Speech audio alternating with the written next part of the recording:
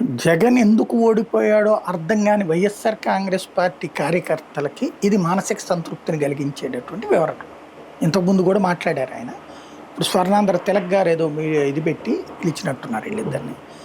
అక్కడ వీళ్ళిద్దరు మాట్లాడినటువంటి అంశం అనమాట. ఆయన మొదటి నుంచి చెప్తుంది ఈ విషయంలో మాత్రం కూటమి ఫెయిల్ అవుతుంది. కూటమి వాళ్ళు సరిగ్గా సమాధానం చెప్పడంలో విఫలమవుతున్నారు. ఎన్నికల సంఘం విఫలమవుతుంది. కాకపోతే దేశంలో ఉన్నటువంటి వ్యవస్థల పరమైనటువంటి అదృష్టం వీళ్ళకి బెనిఫిట్ అయింది. న్యాయ వ్యవస్థ ఈసీ వ్యవహారంలో జోక్యం చేసుకోదు కాబట్టి ఆ వ్యవహారం ఎన్నికల సంఘానికి ఫెచ్చింగ్ అయింది.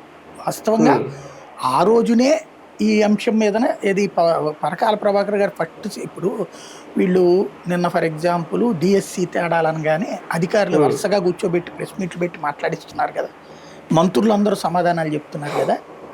అట్లాగే మొన్న ఈ మధ్యన ఈ సంక్షేమ పథకాల గురించినో లేకపోతే దాని పేరేమంటారు ఫండింగ్ గురించినో ఇట్లాంటివి వచ్చినప్పుడు ప్రతి దాని మీదన వైసీపీ అన్నప్పుడు వీళ్ళు వివరణ ఇస్తున్నారు కదా, లేదా దానికి కౌంటర్గా సమాధానాలు చెప్తున్నారు కదా ఫిగర్స్తో సహా అంటూ.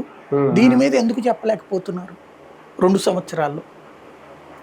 ఇది ఆత్మవిమర్శ చేసుకోవాలి ఖచ్చితంగా. ఇందులో ఎన్నికల సంఘం యొక్క మోసం 3 పాయింట్లలో ఉంది. నెంబర్ 1, వివిప్యాట్లు తగలబెట్టాడు.